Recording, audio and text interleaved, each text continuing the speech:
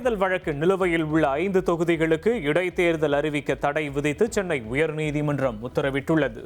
திருச்சி கிழக்கு, கரூர், விராலிமலை, பெருந்துறை, அம்பாசமுத்திரம் தொகுதிகளில் இடைத்தேர்தல் அறிவிக்க தடை விதிக்கப்பட்டுள்ளது. முதலமைச்சராக பொறுப்பேற்ற பின் முதல் முறையாக கரூர் சென்ற முதலமைச்சர் விஜய்க்கு தொண்டர்கள் உற்சாக வரவேற்பளித்தனர். அமைச்சர்கள் ஆதவர்ஜுனா, அருண்குமார், எம்.ஆர். விஜயபாஸ்கர், சி. விஜயபாஸ்கர் உள்ளிட்டோர் வரவேற்றனர்.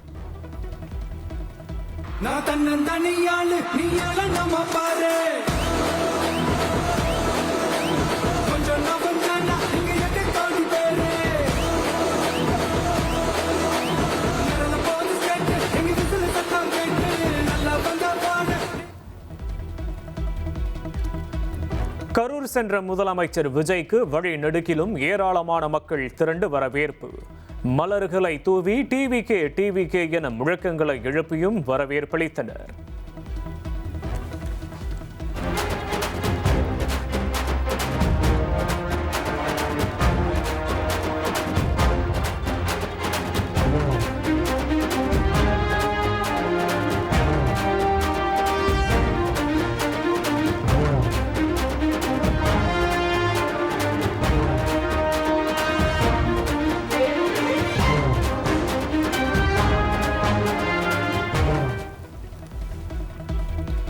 கரூர் கூட்ட நெரிசலில் உயிரிழந்தவர்களுக்கு தாவேகா சார்பில் கரூரில் நினைவு சின்னம் அமைக்கப்படும் என முதலமைச்சர் விஜய் அறிவிப்பு. தன் மனதை விட்டு கரூர் எப்போதுமே நீங்காது எனவும் உருக்கம். இனி ஒரு அரசியல் சதிய, அரசியல் சூழ்ச்சிய யாரும் யோசிக்கவே கூடாதுன்றதுக்காகவே கரூர்ல ஒரு நினைவு சின்னத்தை நம்ம டிவிகே சார்பா அமைக்கப்படும் அப்படின்றத அறிவிக்கிறோம். பல்வேறு ஊழல்களை செய்த கரூர் கம்பெனிக்காரர் ஓடி ஒளிந்து விட்டதாக முன்னாள் அமைச்சர் செந்தில் பாலாஜியை மறைமுகமாக விமர்சித்த முதலமைச்சர் விஜய். வேட்டைக்காரன் படத்தின் புலி உருமுது பாடலை பாடிய அவர் தங்களுக்கும் பாட்டுக்கு பாட்டு கச்சேரி நடத்த தெரியும் என்றும் சாடினார்.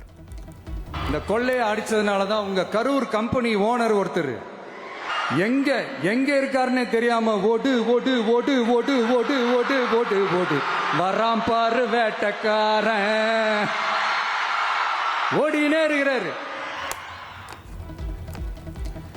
எதிர்க்கட்சிகள் பேச சொல்வதாகவும் பேசினால் ஓடி விடுவதாகவும் முதலமைச்சர் விஜய் விமர்சனம். பார்ட்டி ஃபண்ட் என்ற ஒற்றை வார்த்தையால் எதிர்க்கட்சிகள் பதறிப்போய் உள்ளதாகவும் சாடியுள்ளார். ஒவ்வொரு டிபார்ட்மெண்ட்லயும் அந்த பார்ட்டி ஃபண்ட், அந்த கட்சி நிதின்ற பேர்ல அடிக்கிற கொள்ளையெல்லாம் இந்த தீய சக்தியா இருக்கட்டும், தீந்து போன சக்தியா இருக்கட்டும், ரெண்டு பேரும் மாறி மாறி இதே தான் செஞ்சிட்டு இருக்கிறாங்க.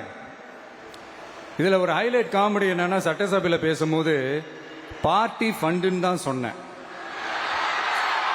அது எந்த பார்ட்டி, என்ன ஃபண்டு, யாரு, என்ன பேரு எதுவுமே சொல்ல. பார்ட்டி ஃபண்டுன்னு சொன்னவனை எடுத்தாங்க பாருங்க ஒரு ஓட்டம்.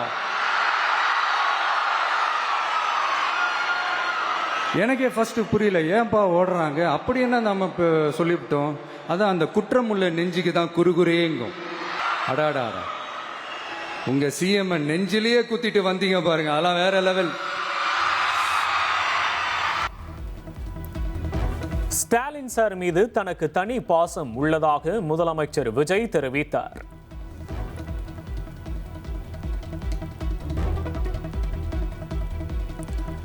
ஐந்து நிமிடம் பேசியதற்கே கொளத்தூரில் கொத்து பரோட்டா போட்டுவிட்டார்கள். இடைத்தேர்தலில் திமுகவை வெளுத்து விடுங்கள் என்றும் முதலமைச்சர் விஜய் பேசினார். நண்பர் ஒருத்தர் சொன்னார், மாண்புமிகு பேரவைத் தலைவர் அவர்களே எல்லா டோரையும் இழுத்து லாக் பண்ணுங்க அப்படின்னு சொல்லிட்டு தான் பேச்ச ஆரம்பிக்கணும் போல் இருக்கு. ஏன்னா பேசிட்டு இருக்கும் போதே எந்திச்சு ஓடிடுறாங்க. 5 நிமிஷம் பேசினதுக்கே கொளத்தூர்ல கொத்து பரோட்டா போட்டாங்க.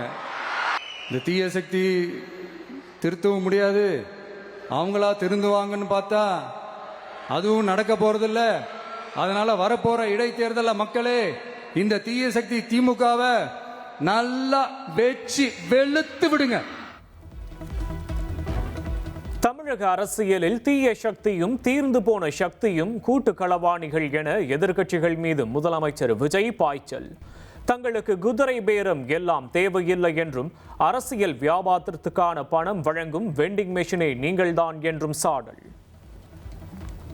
இந்த தீய சக்தி திமுக எங்க போய் நிக்குது, யார் கதவை தட்டிக்கிட்டு நிக்குது, அது உங்களுக்கே நல்லா தெரியும். மக்களே, இந்த தீய சக்தியும் தீந்து போன சக்தியும் வேற வேறலாம் இல்ல, கூட்டு களவாணிங்க.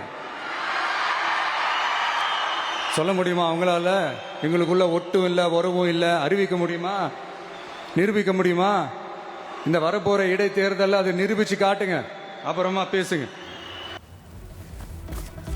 தாவேக ஆட்சி அமைந்த பிறகு அரசு அலுவலகங்களில் ஒரு பைசா ஊழல் லஞ்சம் இல்லை என முதலமைச்சர் விஜய் பெருமிதம். யாராவது லஞ்சம் கேட்டால் கொடுக்க முடியாது என சொல்லுங்கள் என மக்களுக்கு அவர் கோரிக்கை விடுத்துள்ளார்.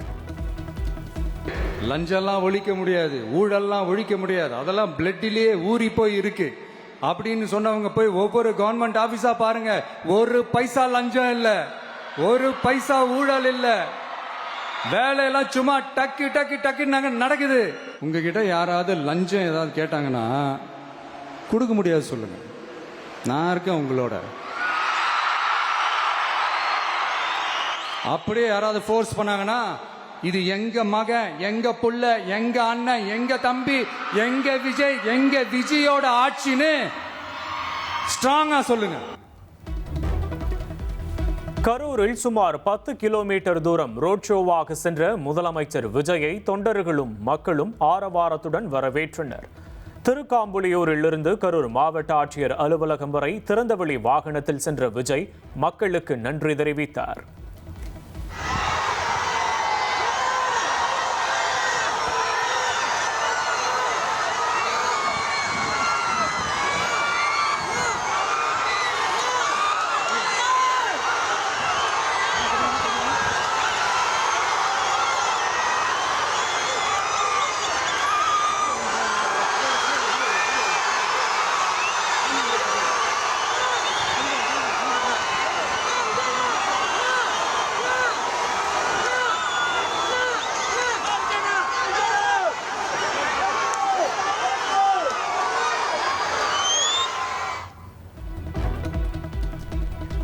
கரூர் சம்பவத்தில் உயிரிழந்தவர்களில் 31 பேரின் குடும்பத்தில் தலா ஒருவருக்கு அரசு வேலைக்கான பணி ஆணையை வழங்கினார் முதலமைச்சர் விஜய். ஈரோடு மாவட்டத்தைச் சேர்ந்த சாந்தி என்பவருக்கு மட்டும் 10 லட்சம் ரூபாய் கருணை தொகை வழங்கப்பட்டது.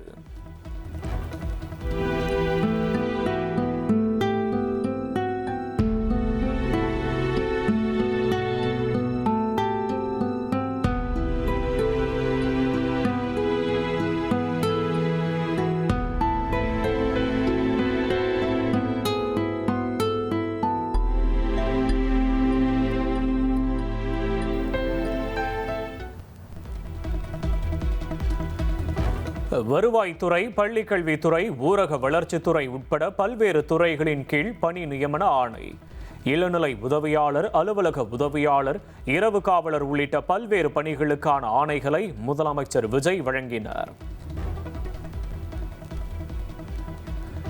அரசு வேலையால் தங்களின் வாழ்வாதாரம் உயரும் என பணி ஆணை பெற்றவர்கள் நம்பிக்கை தெரிவித்துள்ளனர்.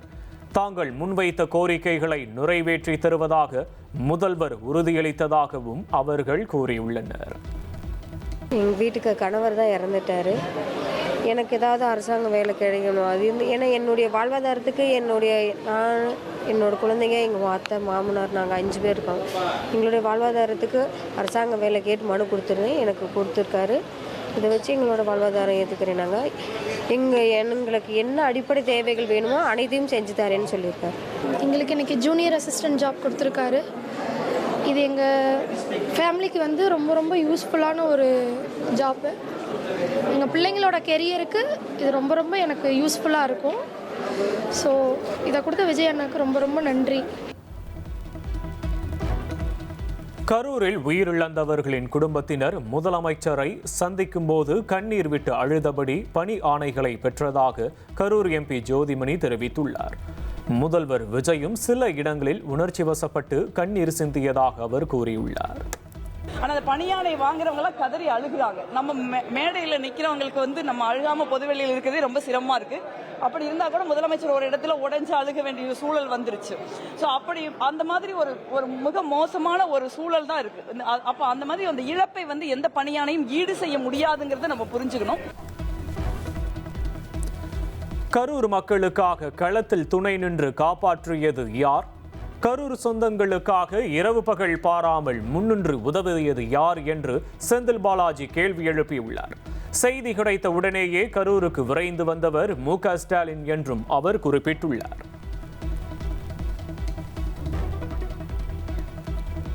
கரூர் சம்பவத்தின் போது மக்களோடு நின்றவர்கள் யார் என்பது மக்களுக்கு நன்றாக தெரியும். திமுக எம்பி கனிமொழி விமர்சனம். கரூர் சம்பவத்தில் உயிரிழந்தவர்கள் குடும்பத்திற்கு பணி ஆணை கொடுக்கப்பட்டுள்ளது சுயநலம் என பாஜக மாநில தலைவர் நயினார் நாகேந்திரன் விமர்சித்துள்ளார். இது ஒரு வகையான லஞ்சம் என்றும் அவர் கூறியுள்ளார்.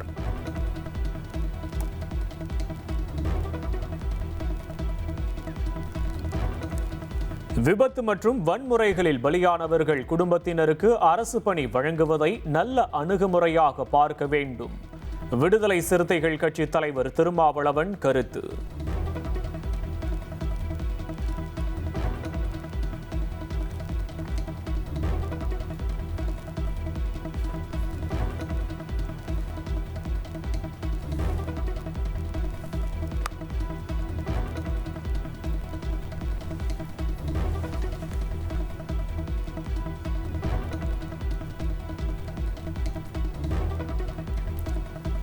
கரூர் சம்பவத்தில் பலியானவர்கள் குடும்பத்திற்கு அரசு வேலை வழங்கினால் என்ன தவறு என மனுதாரருக்கு மதுரை உயர்நீதிமன்றம் கேள்வி. அரசு வேலை வழங்குவதற்கு எதிரான மனுவின் விசாரணையில் பாதிக்கப்பட்ட குடும்பத்திற்கு பொருளாதார உதவி தேவைதானே என்றும் காட்டம்.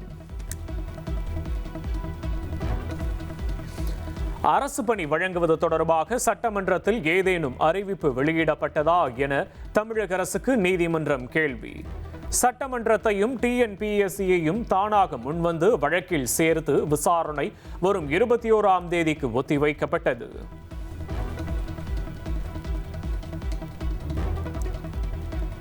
காவிரி விவகாரத்தில் திமுக துரோகம் செய்ததாக அமைச்சர் நிர்மல்குமார் விமர்சித்துள்ளார்.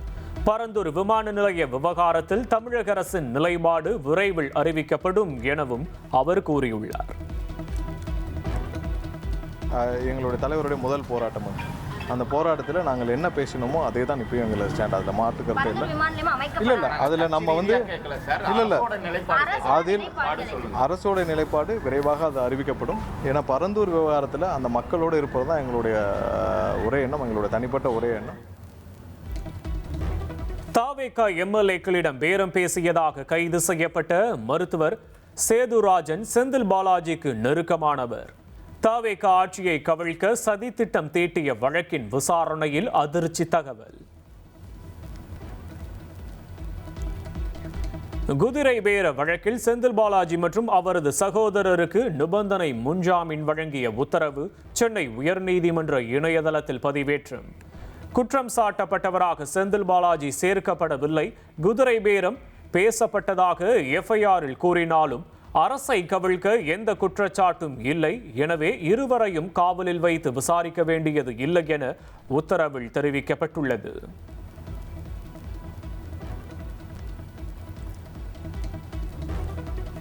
கோவை தெற்கு தொகுதியில் திமுக முன்னாள் அமைச்சர் செந்தில் பாலாஜியின் வெற்றியை எதிர்த்த தேர்தல் வழக்கு தள்ளுபடி. சென்னை உயர்நீதிமன்றம் தீர்ப்பு.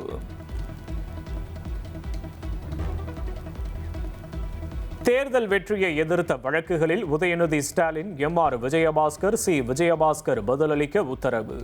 லீமா ரோஸ், தளவாய் சுந்தரம் உள்ளிட்டோரும் பதிலளிக்க சென்னை உயர்நீதிமன்றம் நோட்டீஸ். அதிமுகவில் உண்மையாக உழைப்பவர்களுக்கு உரிய அங்கீகாரம் வழங்கப்படுவது இல்லை என நிர்வாகிகள் குற்றச்சாட்டு.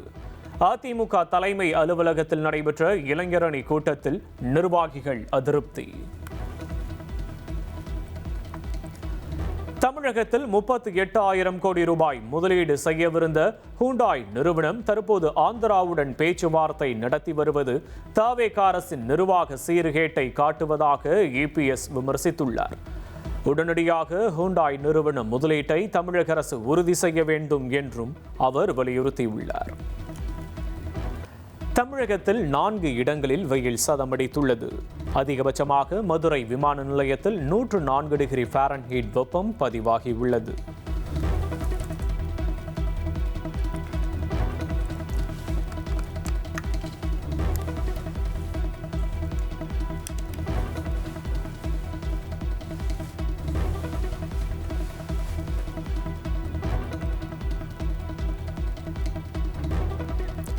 சென்னையில் ஆபரண தங்கம் விலை சவரனுக்கு 240 ரூபாய் உயர்ந்துள்ளது. ஒரு சவரன் ஆபரண தங்கம் 1,06,800 ரூபாய்க்கு விற்பனையாகிறது.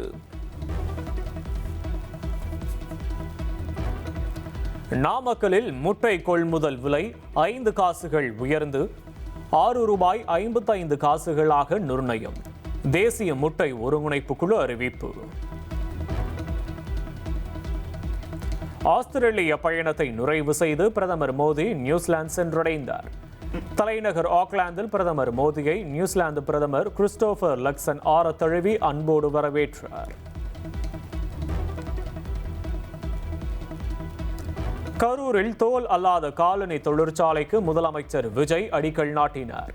850 கோடி ரூபாயில் அமைக்கப்படும் இந்த தொழிற்சாலை மூலம் 6,750 பேருக்கு வேலை வாய்ப்பு கிடைக்கும். இந்தியாவின் முதல் ஹைட்ரஜன் ரயில் சேவைக்கு ரயில்வே அமைச்சகம் ஒப்புதல் அளித்துள்ளது. ஜூலை 17 அன்று பிரதமர் மோடி ரயில் சேவையை தொடங்கி வைக்க உள்ளதாக தகவல்கள் தெரிவிக்கின்றன. வாட்ஸ்ஆப்பில் கொண்டு வரப்பட உள்ள யூசர் நேம் அம்சம் குறித்து மத்திய அரசிடம் மெட்டா நிறுவனம் விளக்கம். யூசர் நேம் அம்சம் ஆய்வில் உள்ளதாகவும் இதன் மூலம் பயனர்களின் தனி உரிமை பாதுகாக்கப்படும் எனவும் மெட்டா நிறுவனம் தெரிவித்துள்ளது.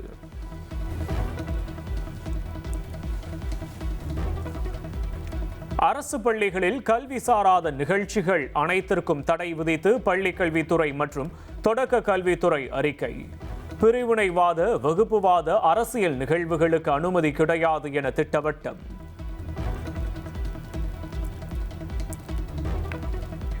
கனிமவள கொள்ளையை தடுக்கும் வகையில் தமிழகம் முழுவதும் 27 மாவட்ட கனிமவள அதிகாரிகள் பணியிட மாற்றம். கனிமவளத்துறை அமைச்சர் டி.கே. பிரபு அதிரடி உத்தரவு.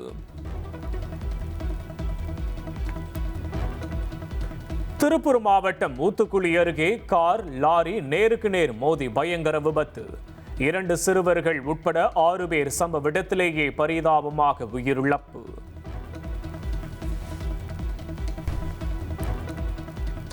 சென்னை மெட்ரோ ரயில்களில் சக பயணிகளுக்கு இடையூறு விளைவிக்கும் வகையில் ஹெட்போன்ஸ் இன்றி அதிக சத்தத்தில் பாட்டு கேட்போருக்கு அபராதம் விதிக்கப்படும். மத்திய அரசின் புதிய திருத்தத்தின்படி விதிமீறலில் ஈடுபடுவோருக்கான அபராத தொகை 500 ரூபாயிலிருந்து 2,500 ரூபாயாக உயர்த்தப்பட்டுள்ளது. மதுரை மாவட்டம் மேலூர் அருகே கணவனை இழந்து தனியாக வசித்து வந்த பெண்ணை வேலை வழங்குவதாக அழைத்து சென்று கூட்டு பாலியல் வன்கொடுமை செய்த கொடூரம். 17 வயது சிறுவன் உட்பட 5 பேரை கைது செய்து போலீசார் தீவிர விசாரணை.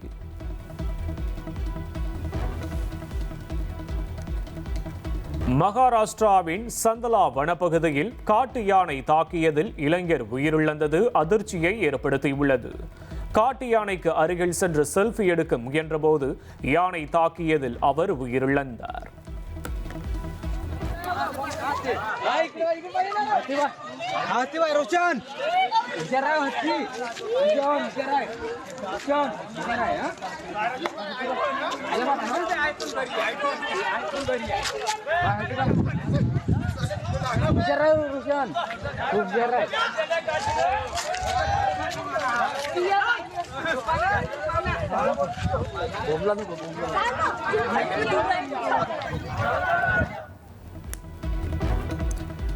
வங்கதேச முன்னாள் பிரதமர் ஷேக் ஹசீனா தன் மீது மரண தண்டனை விதிக்கப்பட்டிருந்தாலும் வரும் டிசம்பர் மாதம் தாயகம் திரும்ப உள்ளதாக கூறியுள்ளார்.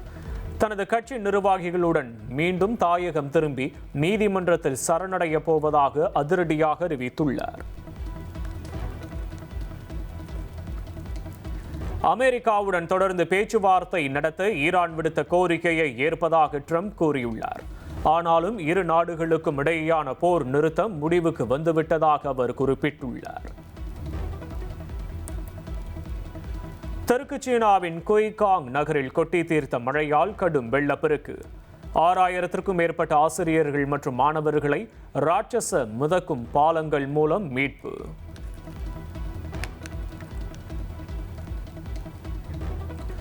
தென்கிழக்கு சீனாவில் உள்ள காலனி தொழிற்சாலையில் பயங்கர தீ விபத்து. தொழிற்சாலைக்குள் 239 பேர் இருந்த நிலையில் 28 பேர் தீயில் சிக்கி பரிதாபமாக உயிரிழந்தனர்.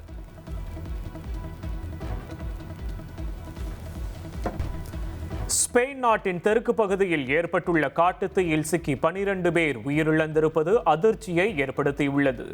19 பேர் மாயமானதாக கூறப்படும் நிலையில் 1000க்கும் மேற்பட்ட பொதுமக்கள் பாதுகாப்பான இடங்களுக்கு வெளியேற்றப்பட்டுள்ளனர்.